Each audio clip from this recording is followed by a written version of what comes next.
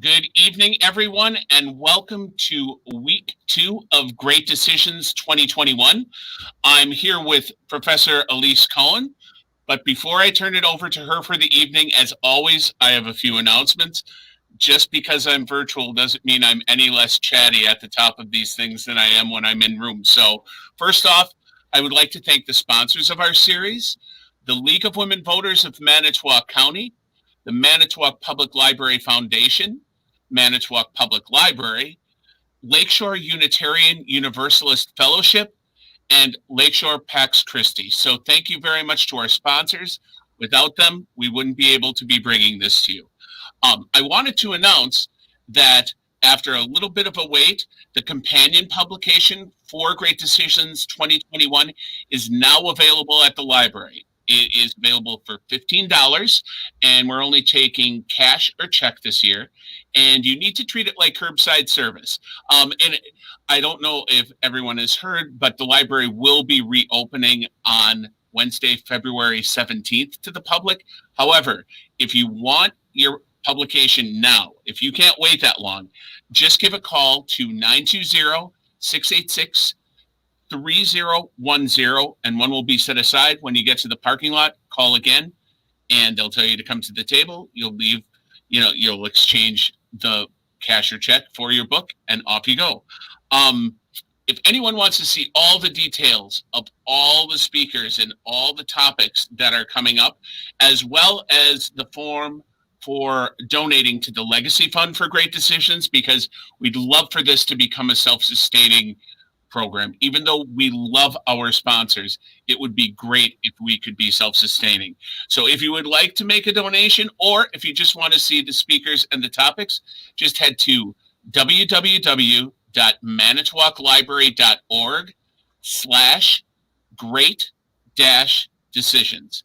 Everything is there for you, and you can download the pamphlet like we would hand out in the room. If you wanted to print that out for yourself, you could do that. You can do that from that page. Again, that's www.manitowoclibrary.org/great-decisions. Great-decisions. More of a tongue twister than I wanted to admit to myself. Just a few other things with programs coming up. We're right in the middle of our winter readathon right now. Just head to the library's webpage and you can get all the details on that. And, beat the winter blahs with books. And it's fun to read, and you also get some treats when you do finish your reading. Also, next week on Thursday, February 11th at 7 p.m., a different sort of program than the one we'll be getting this evening.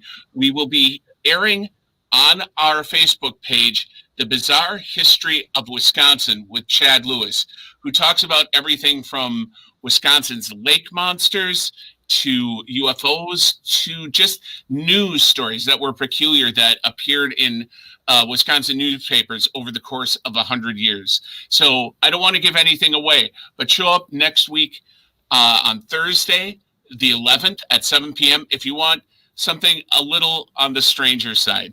Also, before we get going and I turn things over to Professor Coen, just wanted to remind everyone that you still can make comments and questions for after Professor Coen has given her presentation. And we will get to those at the end, just like we normally would in the room. Just type any comments or questions into the comment box, and we will address them at the end of the presentation. So let me introduce Professor Coen to you. Dr. Alise Coen is Associate Professor of Political Science at the University of Wisconsin-Green Bay. Her research interests include refugees, human rights, global governance, and U.S. foreign policy. Her work has appeared in journals such as International Relations, Ethics, and International Affairs, Politics and Religion, and the International Journal of Human Rights. So give me just 1 second, and I will get Professor Coen's PowerPoint going, and I will turn it over to her. Professor Coen, if you'd like to say anything while I'm setting this up, please go right ahead. Thanks so much, Tim. Thanks so much, everyone that's joining us. And I hope everybody is staying safe and healthy. These are really challenging times. I know we're all in this together. So tonight I'm speaking about the end of globalization, and Tim is going to be helping me navigate the transition between slides. So if I sometimes say, next slide, I'm talking to Tim, not myself. So I'm just going to go ahead and get started then with kind of the overview of the question. The Foreign Policy Association is asking a really grand question of whether globalization is ending. And I think to tackle such a giant question of that nature, we need to start by breaking down the definition and some aspects of what we mean when we say globalization. So as we begin here, one aspect of globalization is this idea that we have become closer, a closeness and an integration across time and space. I have a few NASA images you'll notice in my slides tonight, which I think helps capture this idea that we've seen a shrinking world, this perspective that we are a planet, planet Earth, and rather than individual, isolated, sovereign countries, in some ways, globalization has meant that we are also thinking of ourselves at more of a planetary global level. So the next point you see there is new technology. That new technology has really facilitated the closeness and the integration across time and space. What do we mean by new technology? We can think about the 1990s, especially, as accelerating this closeness through things like satellite television, internet connectivity. Now we see, of course, social media, digital platforms. What do all of those technologies do? They shrink time and space in the sense that we can have instantaneous connections with each other through things like social media and what we're doing right now, which could presumably be watched from different continents through YouTube on the Manitowoc Public Library YouTube channel or Facebook Live. We also think about instantaneous transactions, like major money flows can be moved in an instant just with the click of a mouse. So this idea that new technology made communication, financial transactions, just the spread of information and awareness in such a way that we are thinking of ourselves as being more integrated, more interdependent. Next, we see this idea of a foreign domestic blur. And what I mean by that is the notion that as we've become closer and more integrated, what is foreign and what is native or domestic politics only, that division has sort of broken down. So maybe there's a natural disaster far away in another continent. Maybe there's an economic recession in a geographically distant country. Or maybe it's even something like consuming information, a protest movement that we learn about. Again, geographically, it might be really far away, but with this idea of closeness and integration across time and space, globalization breaks down some of those barriers. So we may feel the effects of those protest movements, that economic recession, that natural disaster, much more directly and really experience it in a much more intimate way. So that's what we mean when we say that globalization entailed this sort of breakdown in the binary between what's over there and far away and distant and foreign, and what's close to home, domestic politics. The next point here, I think, needs especially some more explanation because it's one of those political science jargon terms that we have. The idea that globalization has entailed this increase in what we call sovereignty-free actors.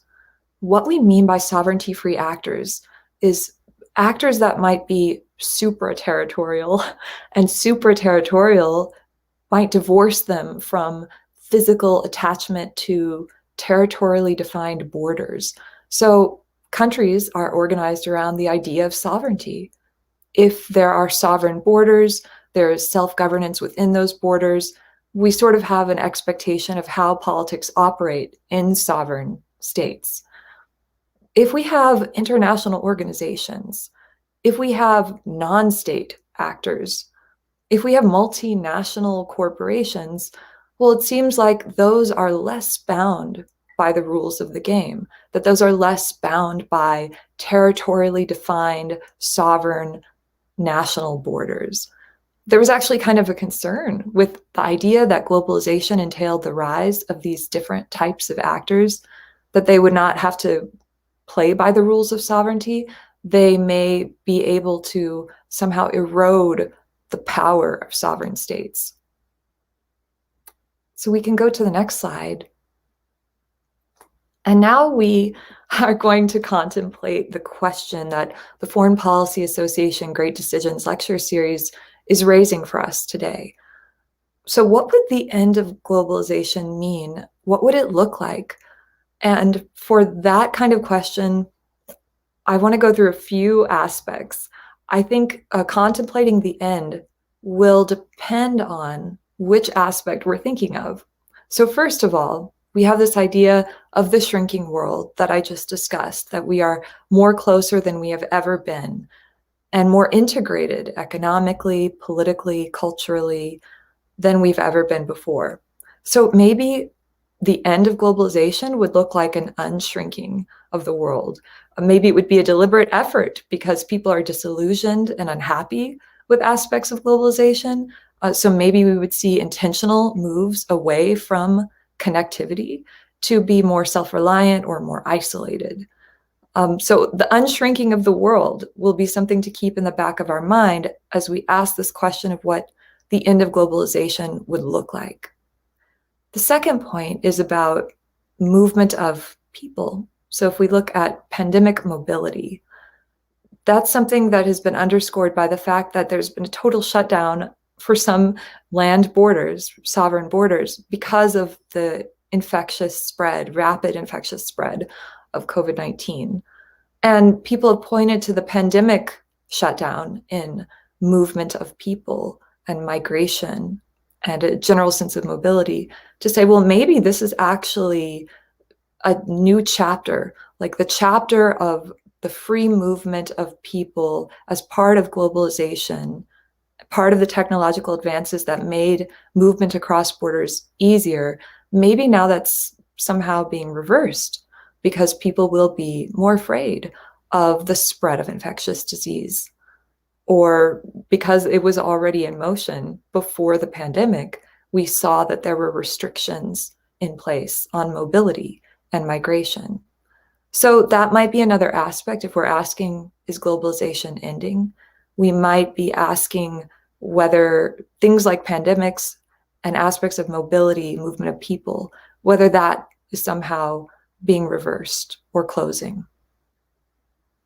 The next one is probably one that I would say comes to the top of people's minds when they're thinking about foreign policy issues. The end of globalization, meaning the rise of protectionism. And protectionism is this idea that the liberalized trade, which is a hallmark of economic globalization, is somehow harmful to national sovereign interests of countries.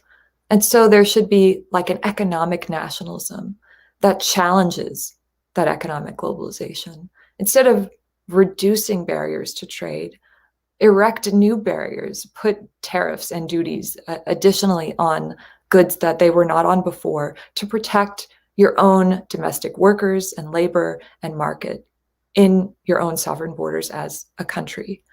So that aspect of economic globalization would be the focus for contemplating what the end would look like. Well, maybe it would be something like increasingly more and more countries have protectionist policies where they try and block or disrupt the idea of a truly unregulated free market in terms of things like trade and global supply chains. The next one is very interesting when we think of the cultural aspect of globalization, and that is the rise of renationalization projects, which I probably need to explain because renationalization sounds sort of strange when we think of the fact that there are already nations.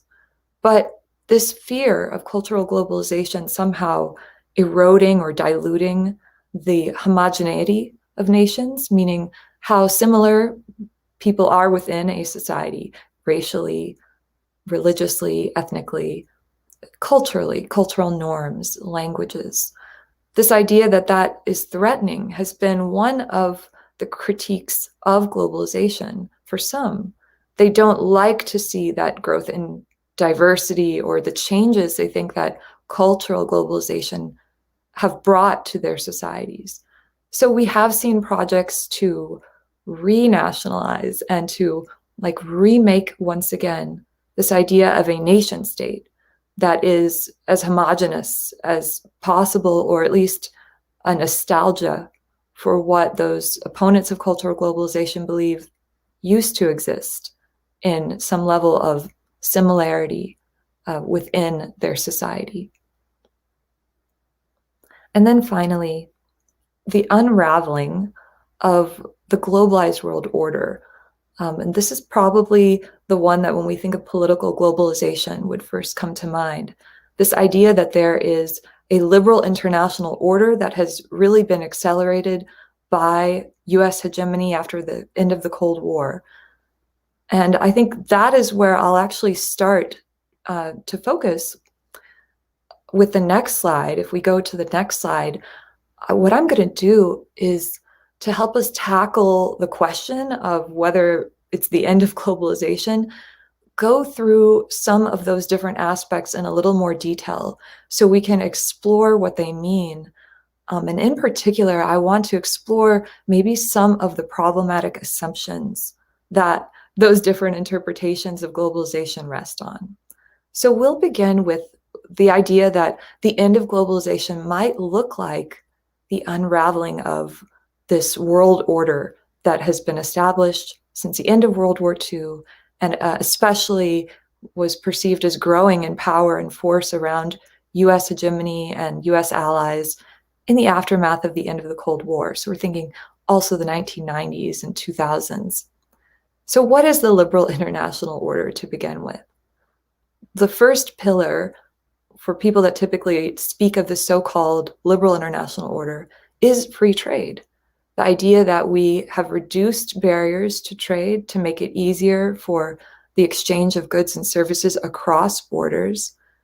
The idea that we have now global supply chains so that countries can specialize in just one specific aspect of a production chain that they're really good at, and it's more market efficient. We've also seen this entail not only trade specific, but more broadly in economic globalization for the international order, the emergence of developing countries really fully participating in the world economy. So those are just a few examples of the free trade aspect, but we would expect to see countries moving away from regulations and liberalizing their markets, opening them up to the free market, higher levels of foreign direct investment, those kinds of things. Next, we see multilateral institutions, that those are considered really core to the idea of a liberal international order under globalization. What we mean by multilateral institutions is those kinds of organizations that are umbrellas for lots of different states as their members coming together, working collectively, maybe even ceding, giving up some of their political authority and sovereignty for the greater interest of pursuing common goals and cooperating over issues. So this is where that idea of super-territorial actors comes in. Things like the United Nations or the European Union. The World Health Organization is one that's very relevant right now as countries coordinate or are encouraged to coordinate towards a vaccine development and distribution. And the World Trade Organization, which is a really important multilateral institution if you're thinking about free trade and having countries work together through some organization that's bigger than themselves to settle their trade disputes and come up with common rules for liberalization. Next, we have democratization, and this was sort of a hope that went with globalization, especially in the 1990s, early 2000s. that the spread of democracy, the so-called third wave of the spread of democracy as a political system after the collapse of the Soviet Union, was bringing in a new era, a new age. And there was this theory in global politics, the democratic peace theory, that gained popularity for a while. And it proposed that, well, it pointed out with some data that liberal democratic governments did not go to war with each other. So there was this idea that if more democratization kept unfolding, if countries increasingly chose to move towards becoming democratic in their political regime, perhaps we could achieve a kind of global peace, a reduced level of conflict in terms of interstate conflict, because more and more countries would eventually become democratic. And if democracies never directly fight each other, then maybe this global peace could be achieved. That's an area where I would point out there was probably big assumptions underpinning the democratic peace. And that related back to the free trade point that you see as the first pillar of the liberal international order, because there was also this notion that if countries are really economically intertwined and interdependent, they aren't going to desire to fight each other because that would disrupt their economy. So this would work hand in hand with democratization to reduce global conflict, and maybe we could achieve global peace. And the final point of liberal values. I want to be careful here just to clarify for the audience that we don't mean liberal in the sense of liberals and conservatives in US politics. Liberal values here means liberal in the sense of the Enlightenment thoughts of liberalism, the protection of individual rights and civil liberties, of what we would now think of as more broadly human rights principles, freedom of expression, transparency and rule of law in the type of governments in the world. So these were pillars of what we saw emerge as something that was, again, very much oriented around US power, US dominance in the global system, and US allies, kind of preserving this idea that this is the new world order. And from here, Francis Fukuyama argued in the 90s, maybe it was even the end of history because countries would just keep moving towards one type of political system and democratize and trade with each other. So if we move to the next slide, we can think about whether this is really coming to fruition, that we see a liberal international order ending. Because if so, then maybe there's an argument for globalization ending. So I have a couple images here. The first image is highlighting Brexit. Brexit has been pointed to as an example that maybe this is the end of the liberal international order in the sense of multilateral institutions being at the core of that world order. And we know that the European Union is one of the most powerful regional multilateral organizations.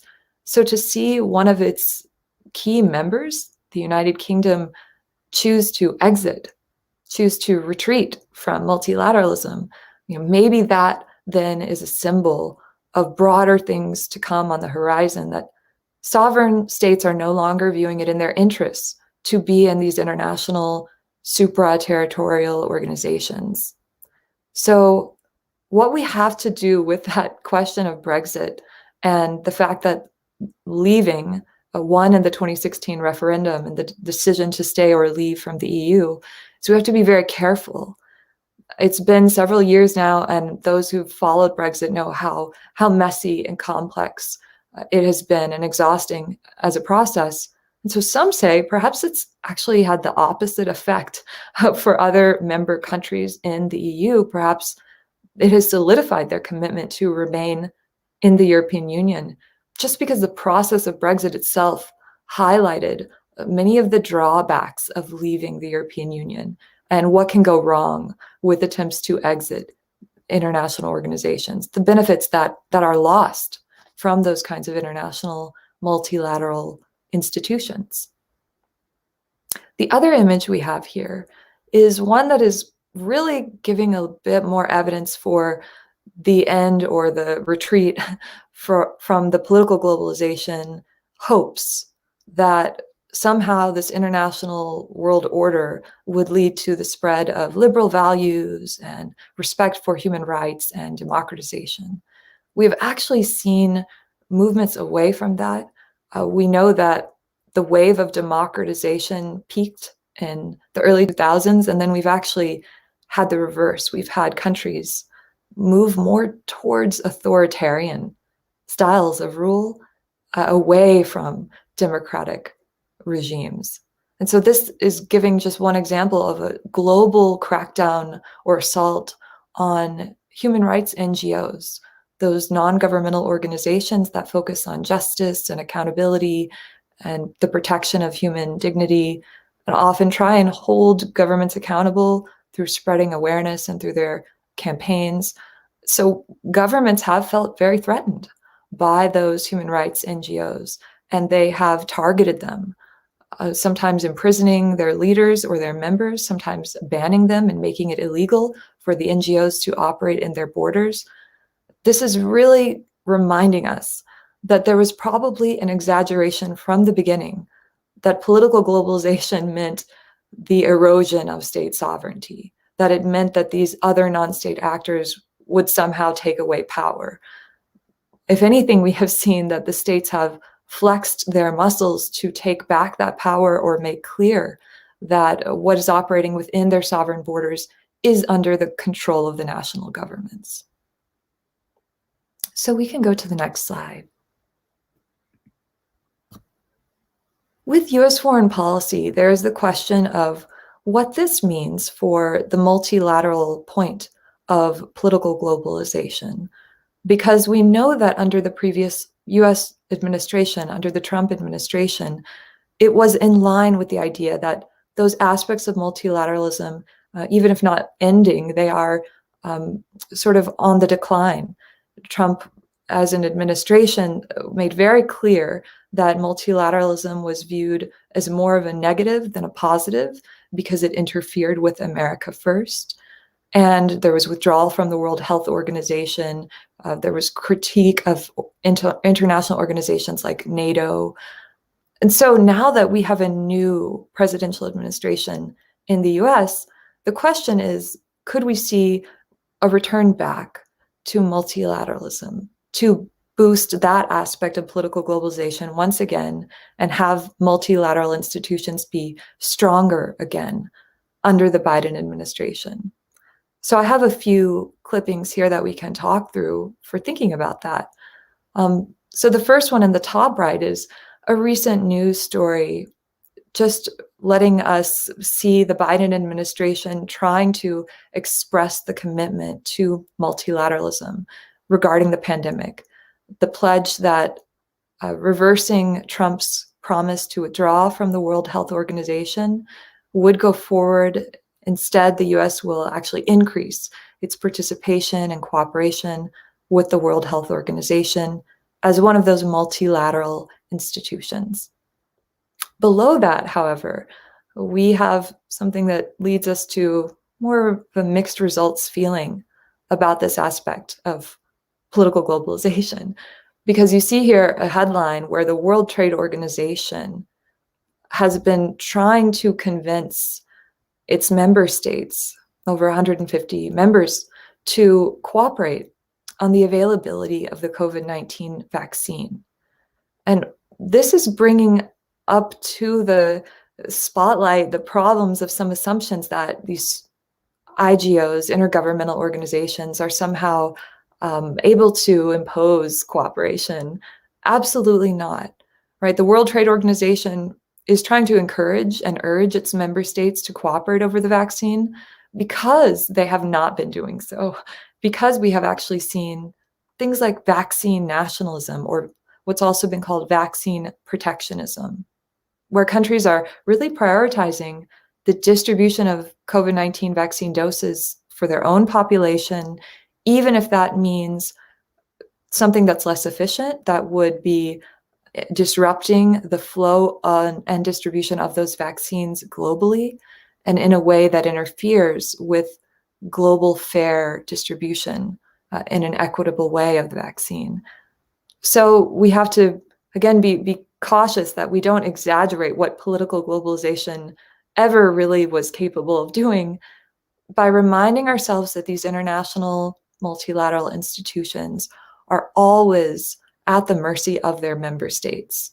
The World Trade Organization is a great example of that right now because in many ways it's in crisis because under the US leadership in the Trump administration, a lot of the powers of dispute settlement were disrupted or removed.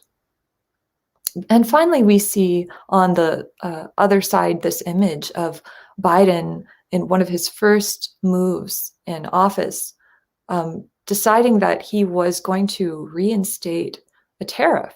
So that calls into question the free trade pillar of this globalization, because we see that those tariffs Trump enacted that were widely hailed as the rise of protectionism, well, actually, some of those may remain in place. It's unclear how many of them will be dismantled. In this case, Biden reinstated an aluminum tariff for the United Arab Emirates, and the administration has said at this point that it will be determining how to use tariffs in the future, that it will use an intelligent approach to tariffs. So it's not really clear. I think we really have to wait and see if we are going to still see some level of protectionism under the new administration. So on balance, I think we will see more multilateralism with things like international organizations, but we may also see the endurance of some protectionism. So kind of a mixed bag there. So we can go to the next slide. Okay, this one is probably the easiest to think about when we're considering the impact of the pandemic on the movement of goods and people across borders, especially people. So what we have seen with the pandemic is shutdowns in borders, restrictions on who can travel where. But we also saw this as a trend well before the pandemic. So this idea that the state was losing its sovereignty or somehow losing its power because of globalization actually prompted states for many years to start reasserting their power. I call this sovereignty flexing, basically showing we are the state, we are the game in town, we are the national sovereign government. And what we do in our borders is our business and under our control. And to reassert and to flex those muscles of sovereignty, we have seen states increasingly erect barriers, fencing, border security mechanisms. This graphic that you see on the screen is from an in-depth study on the building of border walls and border barriers conducted by the Washington Post with some really great graphics. You can still check those out on your own if you want to see them. And this one in particular is showing us the dramatic increase in countries building basically border walls, border barriers. We see, particularly after 9/11, that countries wanted to reassert their state power and reassert that they are in control over what and who crosses their sovereign territorially defined borders. So this is not really something that we would even say is specific to the pandemic. And it's hard for us to think that globalization ever really involved something like a so-called borderless world. Some people did use that term when they spoke about globalization. They said, oh, we're moving towards a borderless world, a shrinking world where borders don't matter. Actually, it's just the opposite. If anything, maybe the fears and the rhetoric that we were moving towards a borderless world in the 1990s prompted a backlash, not only for national security reasons in the rhetoric defending these reassertions of border defense, but also as a way to prove and show citizens that sovereignty still matters. Being a sovereign country in an age of globalization perhaps matters more than ever before. So we can go to the next slide. Something that is getting to a broader point I think I will make this evening that you might take away from my presentation is this point of a paradox, where if we're asking whether globalization is ending or persisting, we run into problems where some aspects of globalization, like the movement of people across borders, that is being challenged, that sovereign countries are trying to restrict the movement of people across borders. And we have seen that with these images on your slide here of refugee resettlement dramatically decreasing, so that the United Nations Refugee Agency was really pleading with member countries of the UN to enable refugees to be resettled, because the conflicts and crises that have displaced people have not gone away. They've actually become worse in many cases, but countries have been less willing to share the responsibility of offering refuge to those people.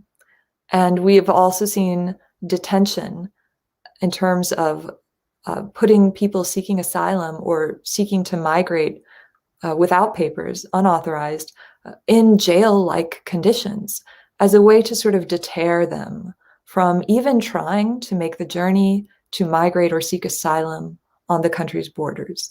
So both of those on the surface would seem to go against the idea that globalization means a borderless world and free movement of people. Indeed, even for humanitarian protection, that is not the case. And yet, the reason I say it's a paradox is because we have seen a globalization of deterrence and detention as a strategy that national governments use to try and prevent migration and restrict migration and prevent asylum seekers from seeking protection on their territorial borders. So on one hand, if you would say, well, globalization means free movement of people, then you might say, oh, well, that's ending because countries are trying to block and restrict migration. But if you would say, well, globalization means political integration and the convergence of policies around the world, then you would have evidence to say globalization is very much alive and well. These governments are learning from each other, they're sharing information and strategies, and they're doing similar things in a way that violates human rights, but in a way in which we would say it's globalized and it's integrated. So we can go to the next slide. This is where I'm really bringing to the fore that point of the paradox, where I would argue we have seen the globalization of anti-globalization sentiments. So economic inequality and economic disparity has now become one of the most widespread critiques around the world of why globalization might be a bad thing, that it's not producing results equally for everyone. It's not lifting all boats, so to speak, in terms of economic growth and development. We certainly know for things like human development, access to education and healthcare, the gap has widened in many ways, depending on what class people are in and where they live in the world. So that has become really globalized, this critique focused on the fact that there are winners and losers of free trade and winners and losers of an unregulated sort of capitalist economy. And the losers are pushing back, whether it be people that work in manufacturing in a Midwestern part of the US, or farmers that are suffering from the effects of free trade in a developing country. We also see the pushback on multiculturalism and the cultural aspect of globalization. And that has become globalized. This fear that migration especially has somehow diluted the homogeneity of the society, that it has challenged or threatened the norms and dominant cultural groups that were traditionally in that society holding power. So this cultural aspect of globalization has also produced globalized movements against the effects, or what are perceived as the effects, of becoming too close, having too much migration, having too much intermingling of cultures and ideas and ways of life, and races and ethnicities and religions. The result for many has been the rise of populist parties and populist movements. And those often tie the first and second point together.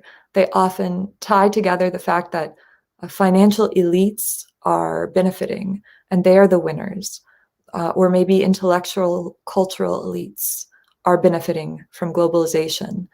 And the ordinary, so-called common citizen is the loser. And this elite, this anti-elite sentiment is really, it's used by the left and the right in the political spectrum to criticize globalization, but especially right-wing populism will focus on the multiculturalism aspects in addition to the economic inequalities. The image that you have here, this is one back from the Brexit referendum of 2016. That was at the time they had the referendum vote. Some data showing the correlation between people that voted to exit the European Union and having a negative perception of things like multiculturalism and immigration. And even they asked, what do you think about globalization? And so those are tightly correlated. The people that wanted to leave the European Union were very critical of multiculturalism, immigration, and globalization. So we can go to the next slide. And this is a quick example to take us back after the financial crisis of 2008. This was in 2009, a photograph taken of protests against the World Economic Forum.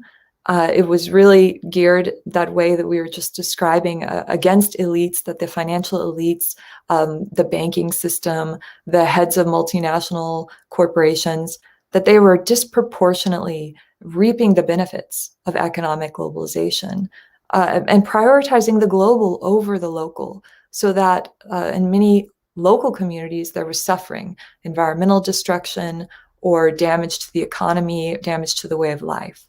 And as you can see in this headline, from 2009, these protests were spreading across different countries, and they were anti-globalization protests. So again, it's like the globalization of something that is in itself opposed to certain aspects of globalization, which I find really fascinating for this question we're asking tonight. And we can go to the next one. If we do consider globalization to be the political integration of ideas, ideologies, social movements, I think it would be very hard to argue that this is ending. If anything, we see social movements have become more globalized, not less globalized.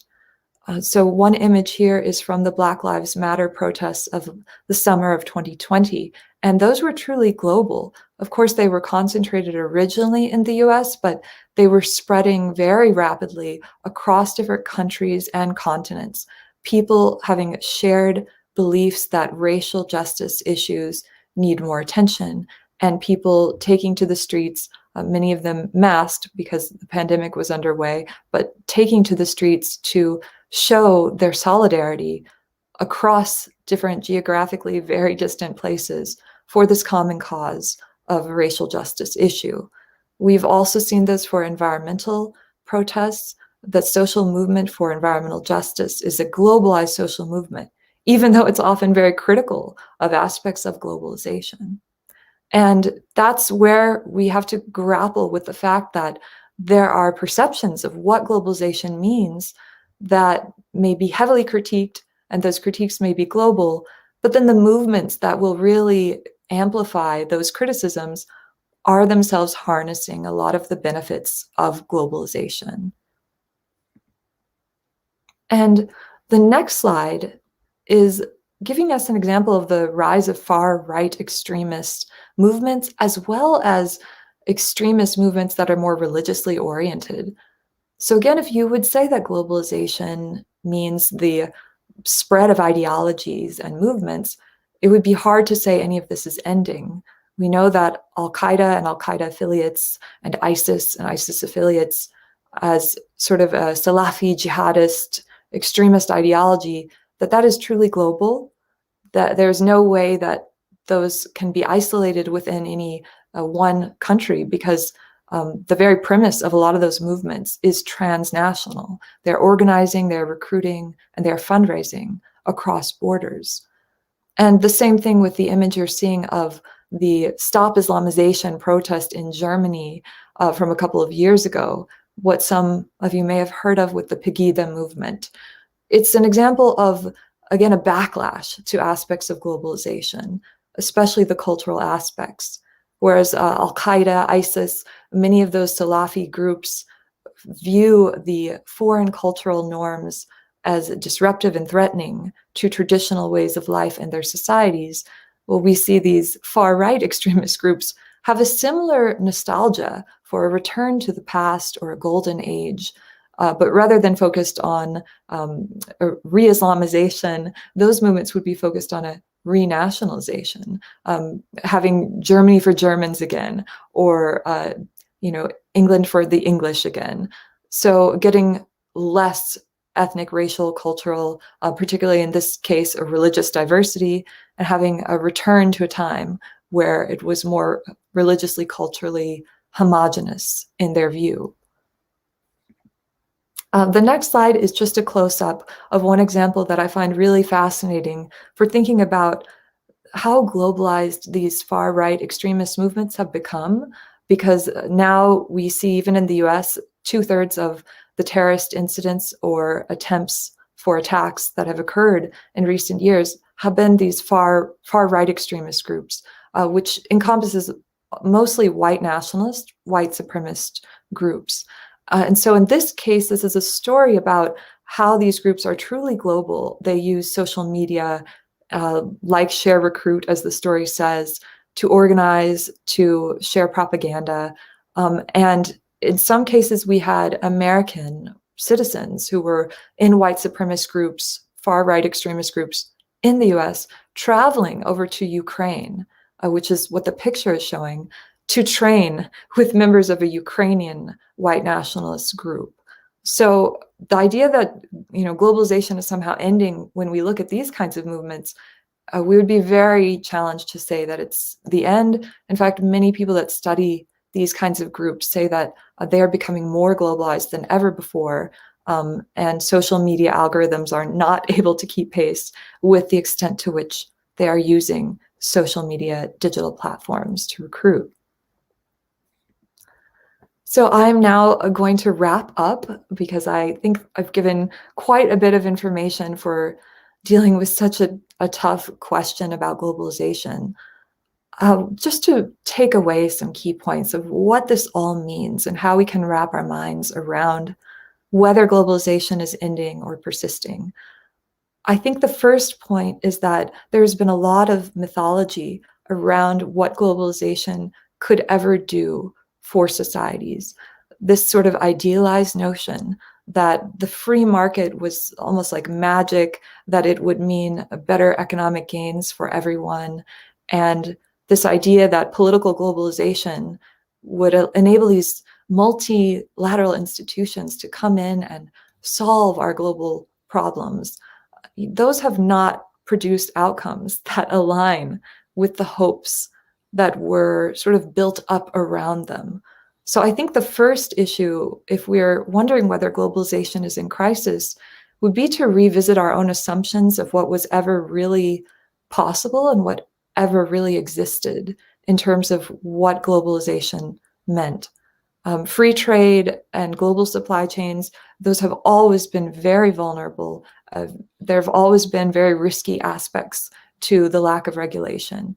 So the idea that there was sort of a triumph of free markets over national politics never actually happened, and states have always exploited aspects of the market economy for their own gains. Next is the idea of planetary processes. We have to confront the fact that whether we like certain aspects of globalization or find them harmful, there are some parts of thinking about planet Earth as an entity rather than individual nation states or sovereign states that will continue whether we like it or not. So planetary processes like environmental harm, climate change, the things that we see with environmental resources and scarce resources like overfishing, the aspects of political violence that are truly globalized and cross-border and transnational, those are not going away, those are not ending. So it seems that we would need to have global responses to those kinds of planetary problems because they are planetary, and pandemics are an excellent example of a planetary process that knows no borders in that sense. So we will have to coordinate and have a collective global approach to those kinds of planetary issues if we want to move forward, even for national interest protections. And the last point is, I think the main theme that you might have noticed with my points tonight, it really depends how we are framing globalization and how we are sort of focusing on some aspects rather than others. If we focus on the problems that come from interdependence rather than the solutions that can be harnessed from collaborating, if we focus on things like the negative far right or Salafi jihadist movements that are globalized and using digital platforms rather than this, racial justice or environmental harm social movements that are also using digital platforms. So it really depends how we frame the issue. And I think economists have already made really clear that these aspects of the global economy have become a battleground for states.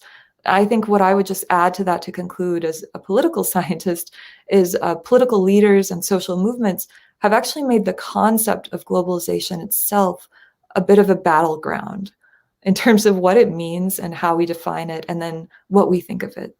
So I'll end there, and I look forward to taking some of your questions. Thank you for listening.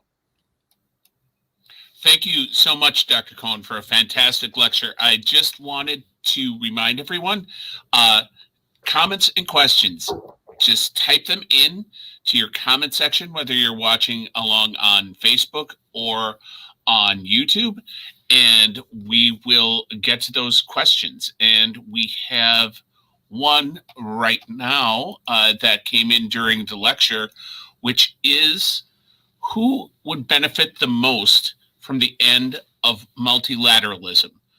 And would that be large multinational corporations? So multilateralism, which this is a good question to remind us of the definition, is not only the economic globalization, but also the political.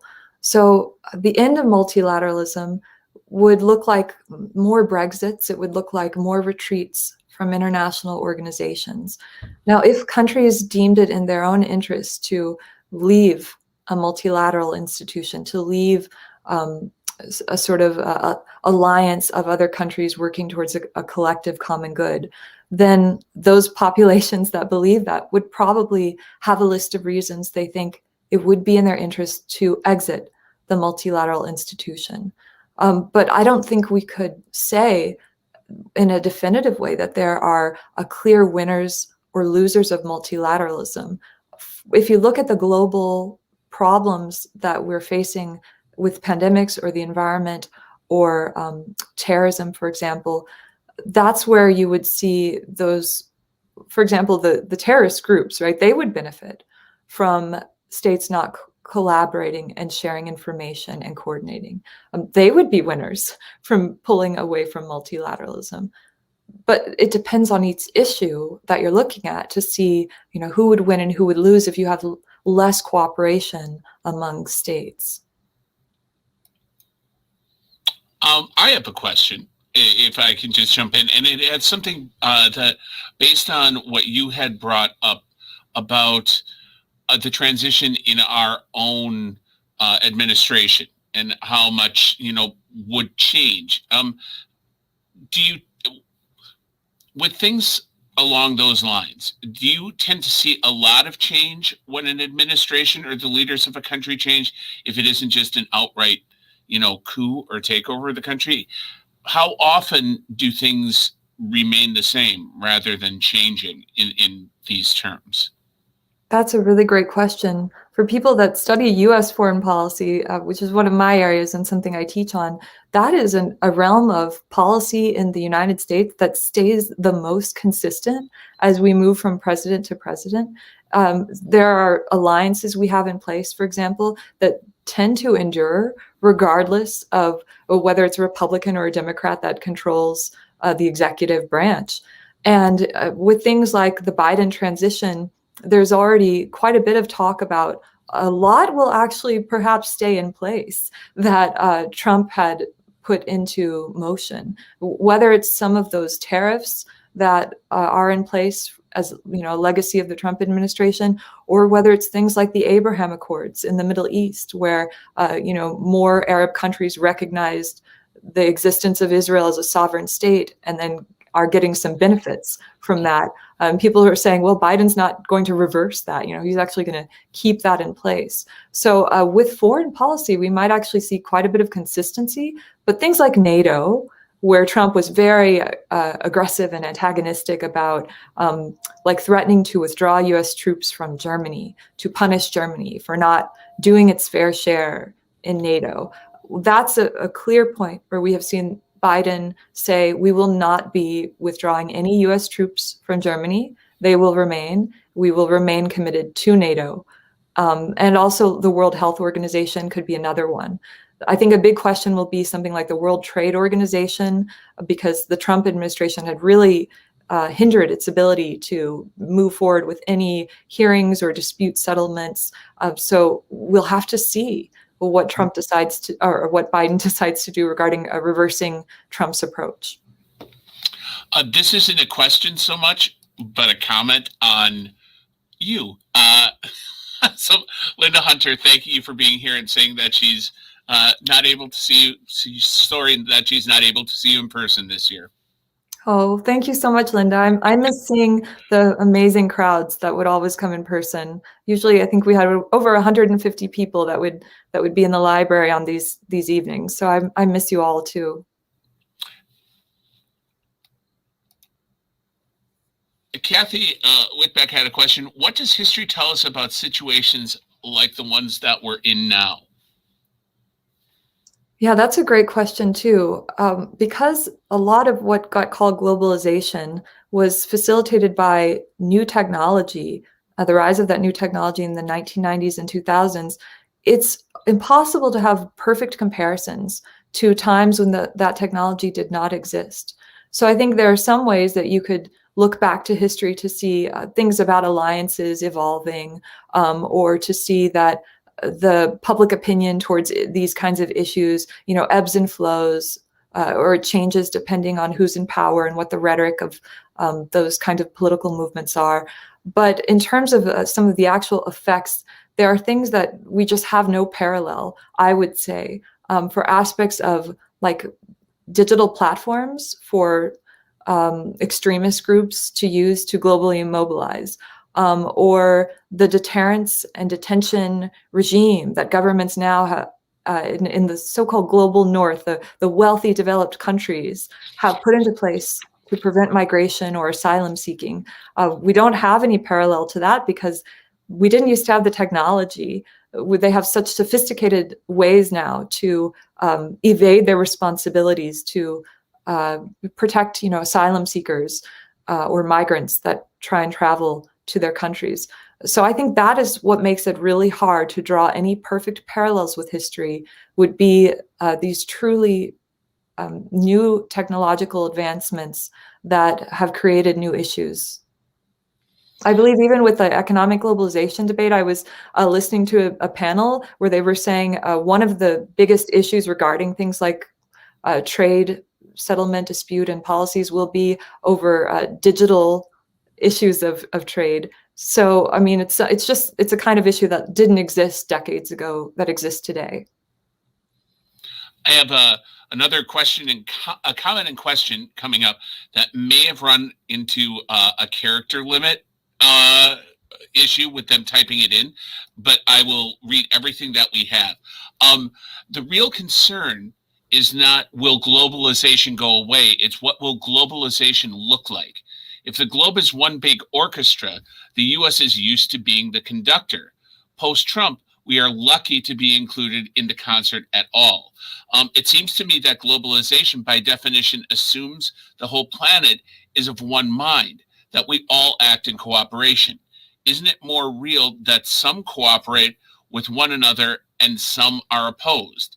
That is how the world has always looked, and it doesn't seem to resonate. I'm not sure, but that is what we have. What is your comment on that?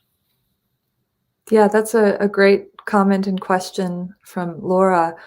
So one thing that I didn't have time to weave into my presentations, so I'm really glad Laura's bringing up this issue now, is the idea that that liberal international order is oriented around US dominance, and that these multilateral institutions are really also structured around the US as a superpower. That is something where I think we have pretty clear evidence at this point that has eroded, that has changed. So it's not to say that globalization in terms of US dominance over the system is over, but it has evolved to the point where, for political science terms, we would call it a multipolar system, or even Amitav Acharya uses the term multiplexity, because we have these emerging countries like Brazil, India, China. They are really having more share of the economic growth than in the past. They're having more regional trade and regional institutions instead of the global conventional multilateral institutions that traditionally, had more US power at the core. So it's like a fracturing and a splintering of who has power in this international system. And how does globalization look is accommodating the interests of those other countries more.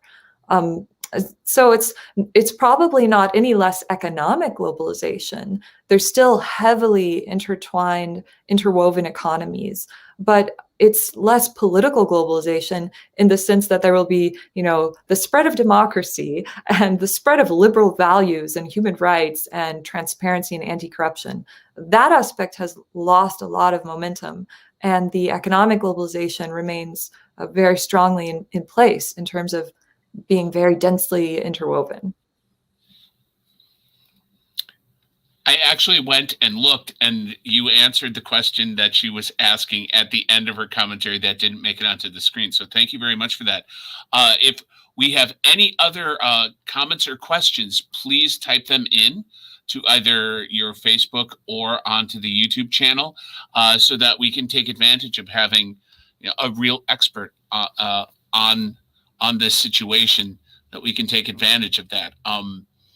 If no other questions or comments come in, we'll wrap it up a little early. We still have more time, but I just wanted to thank you for a wonderful lecture and breaking this down into such it's a huge concept to address. And thank you for breaking it down into very understandable components. It gives you a lot to think about.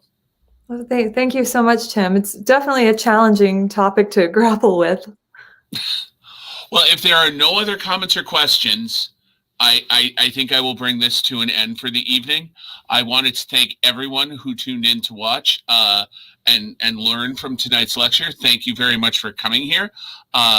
Another thank you for you from Laura. Thank you, Professor Coen, and also from Jessica for sharing your expertise, Dr. Coen. And another question just came in. So you never know if this is actually going to end what it is seeming like it will, but here's an extra question. I'm just tuning in, so sorry if this is something you've already covered. I feel like many times people think that the idea of globalization goes against America First type policies. How do we combat this type of discussion? Yeah, and that's a really great point, because that's probably another sort of mythology of globalization, is that there's this perfect binary, like there's these two ends of a spectrum, and on one end you have quote unquote globalization, and on the other hand you have the national interests of a country. For those that point to the benefits of multilateral institutions, they would say the reason that countries join those international organizations to begin with is because they believe it's somehow in their national interest to do so. So to put one's country and the safety or security of their country at the forefront is not necessarily mutually exclusive with cooperating and being part of broader collective institutions, whether it's something like counterterrorism, or working on vaccine distribution and vaccine development, or whether it's something like figuring out how to address environmental harm effects that absolutely know no borders.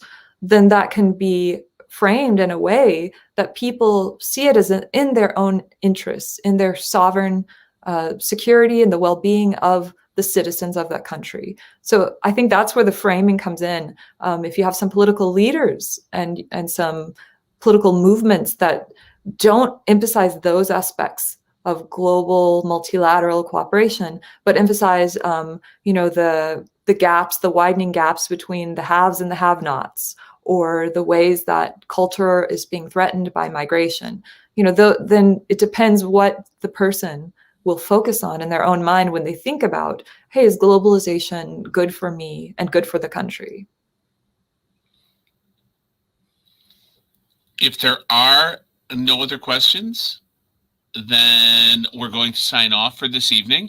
I wanted to thank everyone for tuning in this evening. It was a fantastic lecture. And for that, I must thank you again, Dr. Coen. Fantastic lecture. And please join us next week again. We have another great topic, which is Persian Gulf security interests. All of this ties together. It really benefits watching 1 week to the next. And our lecturer next week will be Professor Beth Doherty from Beloit College. So thank you again for joining us, because it's definitely going to be another great year of great decisions. Thank you so much for being here, and have a great night. Thank you again, Dr. Coen. Thanks, Tim. Thanks all.